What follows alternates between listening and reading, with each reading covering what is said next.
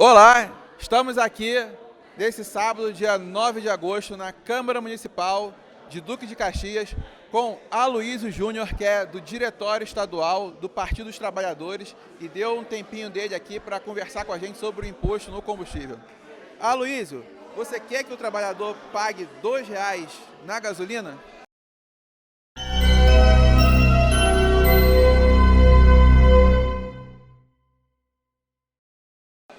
Primeiro, quero parabenizar, Alexandre, essa luta do combustível sem imposto, que é extremamente importante para a sociedade brasileira, enquanto mais que o Brasil, que poderia estar hoje independente na produção e refino de petróleo e com consequência do combustível. Infelizmente, a gente tem os agentes políticos, né? Os efeitos políticos que acontecem na vida de todos nós e acaba colocando a gente nessa situação de estar pagando combustível a esse preço, uma gasolina a R$5, o álcool a R$3,50, a R$4, e quando na verdade a grande luta seria essa, o combustível sem imposto, porque nós temos esse nosso país com capacidade de produzir, né, de armazenar e de refinar o petróleo, de gerar o combustível e dar uma condição de deslocamento para a população brasileira ou para os produtos nossos de deslocar um preço muito mais barato, que obviamente isso atinge diretamente ao bolso da população, que acaba sobrando um pouco mais de dinheiro e podendo investir de coisas mais essenciais à vida, que não é justo. Hoje o que nós estamos vivendo, hoje nós temos o preço do combustível atrelado ao dólar, ao mercado. Então você a todo instante você tem uma variação, infelizmente a variação no sentido para cima. O aumento, e a cada dia fica mais caro e cada vez mais a população está com menos dinheiro. Nós tivemos outros momentos no país que nós tivemos o Estado brasileiro subsidiando essa questão do combustível. Mas infelizmente não houve uma compreensão da sociedade que aquele subsídio era para que quem tivesse que utilizar na bomba, seja o álcool, a gasolina, o combustível fóssil, que tivesse ele sendo usado, aquela economia era para que a população pudesse investir mais na saúde, educação, na alimentação e fazer com que a economia fosse gerada e não que isso fosse lucro para os rentistas.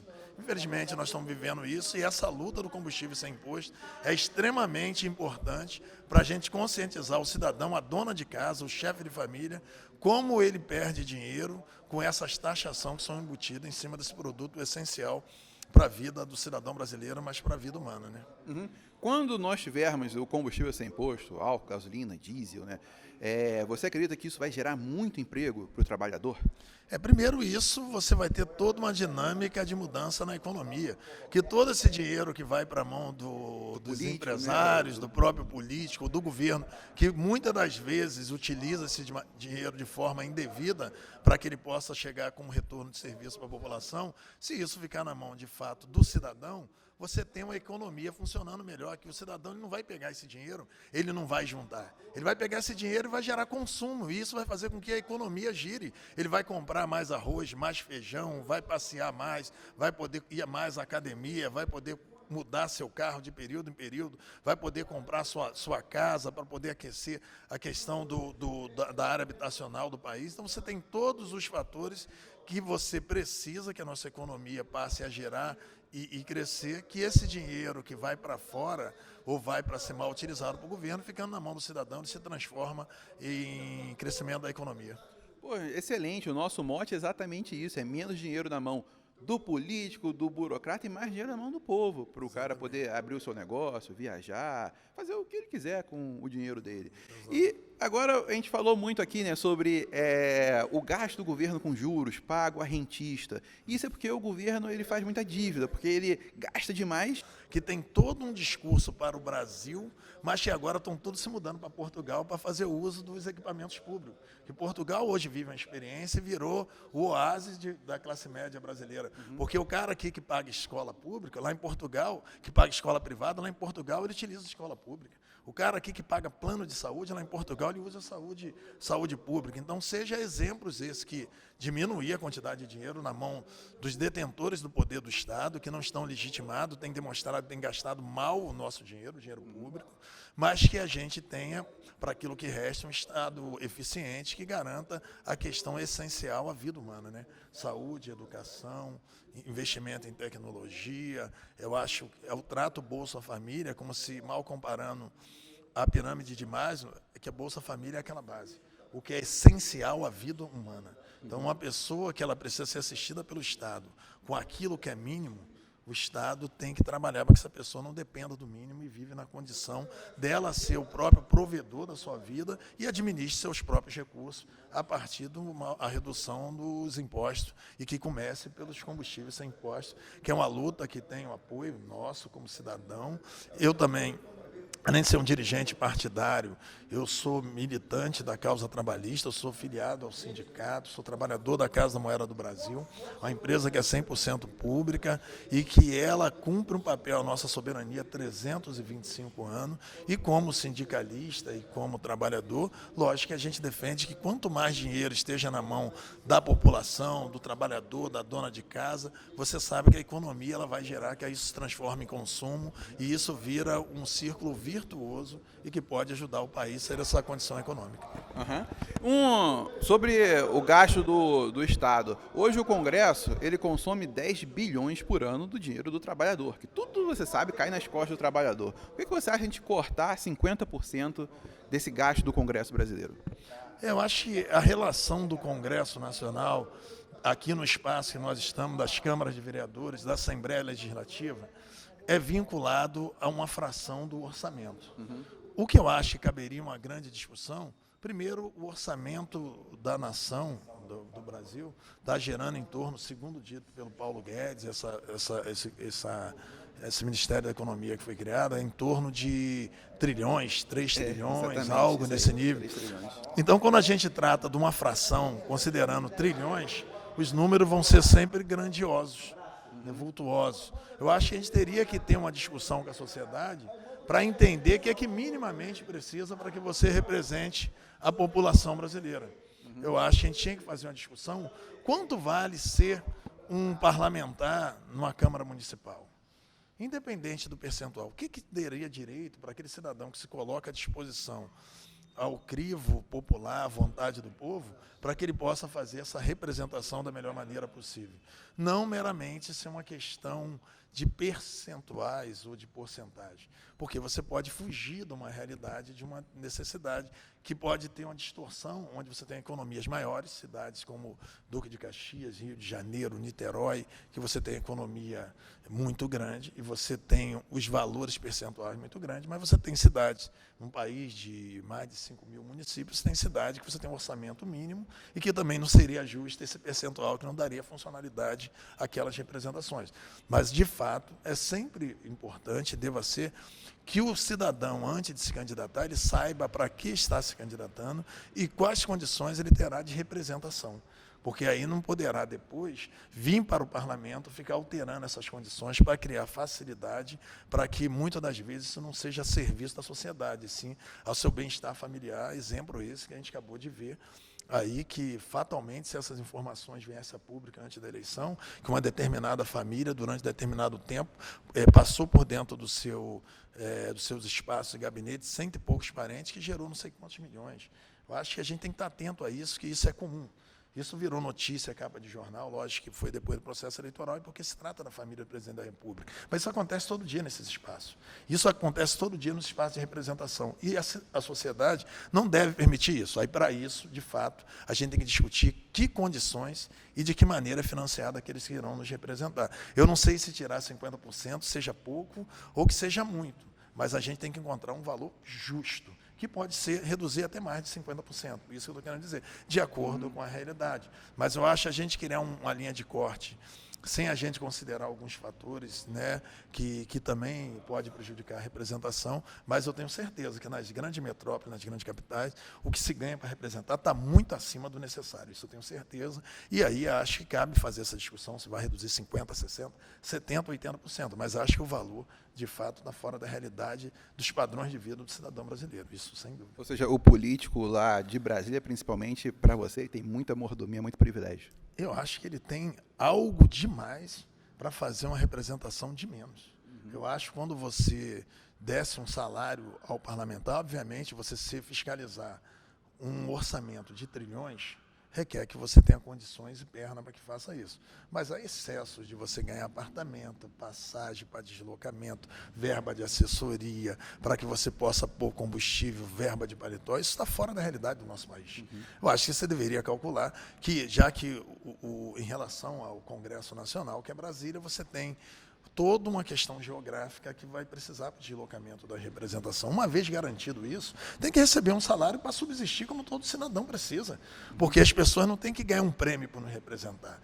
Na verdade, o prêmio é ser o representante. E ela não precisa ganhar benécias ou absurdamente benefícios para representar aquilo que deveria ser orgulho e que deveria ter a condição dentro do mínimo para que se faça. Sim, e tem um ponto importante aqui, mudando um pouco de tema, mas dentro do combustível sem imposto, que é a aposentadoria retroativa. Hoje, não do setor privado, do setor público. Hoje nós temos gente aí aposentada no governo que o cara ganha aposentadorias milionárias, 40 mil, 50 mil, 60 mil. Essa reforma da Previdência, independente de gostar ou não, ela não tocou nos privilégios do passado. Quem já recebe 50 mil, quem é bancado pelo trabalhador 50 mil por mês, ele vai receber até a morte e talvez a mulher dele receba e talvez até um filho receba. Ou seja, nós, como trabalhador, estamos escravos dessa elite do funcionalismo público. Então, uma das nossas pautas é cortar retroativo essa aposentadoria. Ah, mas eu paguei. Não interessa. Nós não somos teu escravo. Você vai ter agora um teto de 10 mil reais. A garra vai 50, vai ganhar 10 mil. O que você acha de cortar essa aposentadoria da elite do funcionalismo público retroativo? Primeiro, a gente tem que compreender o que aconteceu no Brasil que levou essa proposta de reforma. Né?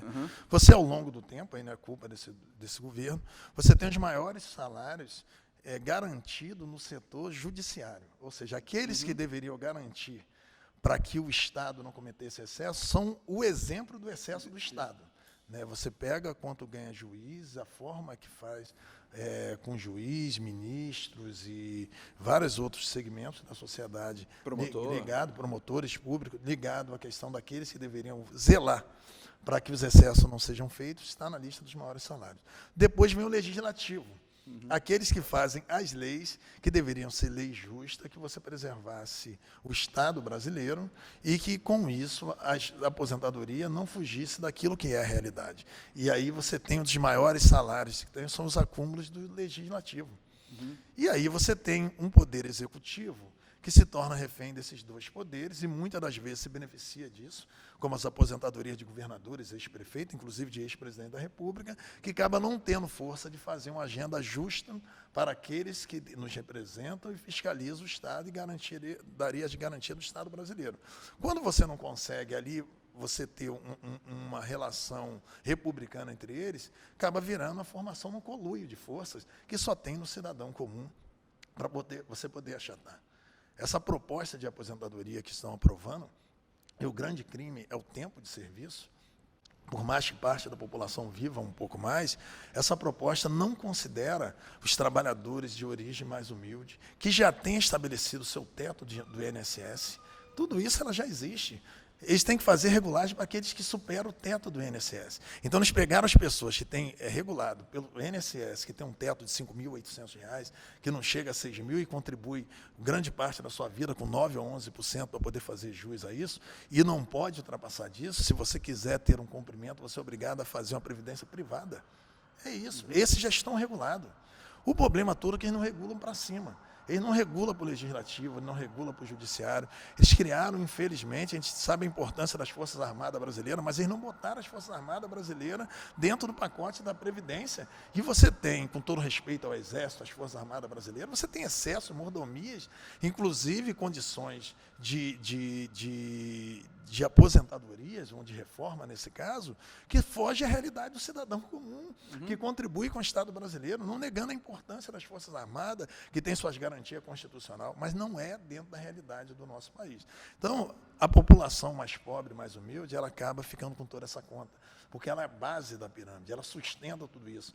Quando você impede o salário mínimo de ganhar R$10 a mais, nós estamos falando R$10 sobre milhões e milhões de cidadãos brasileiros mês, que multiplicado por ano, aí dá aquela conta da economia que eles fazem de bilhão, mas eles fazem essa economia em cima da fome, em cima da necessidade, em cima da redução do poder de compra, em cima de poder reter a ciranda da economia, que ela possa crescer. E, por outro lado, eles não mexem com os poderosos, que são eles que fazem as leis, e que, infelizmente, eles não estão lá porque foram uma coisa divina. Isso também tem a responsabilidade nossa, cidadão do povo, que estamos votando nessas pessoas que nos representam, que não têm compromisso com isso. E você vê com muita tristeza, quando um deputado, em troca de fazer emendas parlamentares, ser liberada, ele vende a sociedade naquilo que lhe é essencial, a sua aposentadoria, a sua dignidade, em troca de uma emenda para poder fazer um posto de saúde, de fazer uma creche. Não que não seja importante isso, mas você não pode tirar a dignidade das pessoas em troca o metiolate, entendeu? É isso que eles estão fazendo, e fizeram isso, os deputados, sabendo o dano que estava provocando na população brasileira. Mas a gente acredita que, em relação a isso, pode ser revisto, e chegou a hora da gente ter política com coragem, para poder alcançar esses que subsistem do dinheiro público de maneira abastada. A gente tem que ter governante que tenha coragem para poder taxar as grandes fortunas, que não é certo. Um país como o nosso, que tem essa distorção econômica, que você tem pobre pagando mais e rico pagando menos. Quer dizer, você compra um carro com dificuldade, é cheio de imposto, o cara compra uma lancha, não tem imposto, o cara compra um helicóptero, não tem imposto, o cara compra um avião, não tem imposto, mas você compra uma casa, você paga o resto da sua vida. A gente precisando de representante que tenha responsabilidade e coragem para enfrentar esse tipo de privilégio, que, na verdade, é o grande câncer do país. E aí, infelizmente, a gente encontra esses privilégios encastelados no Poder Legislativo, no Poder Judiciário e no Poder Executivo. Mas não deixa de ser nossa responsabilidade que eles estão lá, pelo menos o Legislativo e o Executivo, a partir do nosso voto. Nós temos responsabilidade também com o que está acontecendo em nosso país, e podemos mudar isso pela força do voto e por campanhas importantes, como o combustível sem imposto, como melhores condições econômicas, porque você tem os nossos representantes e que possa cortar custo onde de fato necessita, não tirando o custo da ponta, que é o custo direto do consumo, porque a dona de casa, o chefe de família que perde R$10, R$20, ele deixa de consumir R$10, R$20, isso não vai para a caderneta de poupança. Mas o rentista não. O rentista, quando ele leva lucro de milhões, eles aplicam em outro país, paraíso fiscal, e isso não vem de uma agulha em nosso país. Então é hora da gente lutar contra isso. Então você é a favor de cortar essas aposentadorias milionárias retroativas, como nós queremos. Sim. O grande problema nosso é a diferença do que a gente quer e daquilo que é possível. Eu não sei se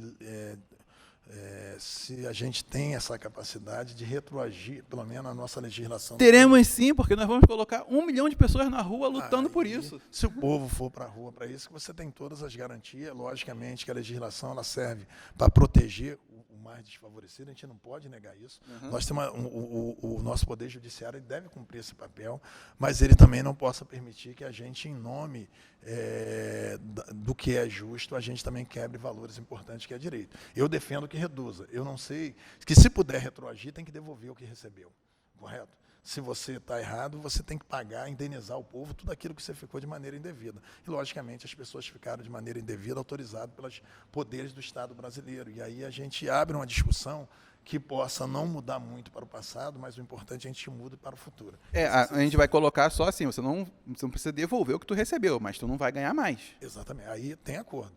Para frente, eu acho que para sim, frente. eu acho que é justo e a população merece isso. Porra, excelente. Conversamos aqui com Aloysio Júnior, do Diretório Estadual do Partido dos Trabalhadores. Foi uma conversa muito legal e muito bom que ele está nessa luta aí com a gente pelo combustível sem imposto. Segue a gente nas nossas redes sociais, combustível sem imposto, csibr.org. Obrigado. Valeu pela oportunidade. Muito bom. Oh, muito bom. Muito bom. Tá com o meu telefone. Tá com o meu telefone. Isso aí, porra. Foi contato. Quando tiver outro evento grande...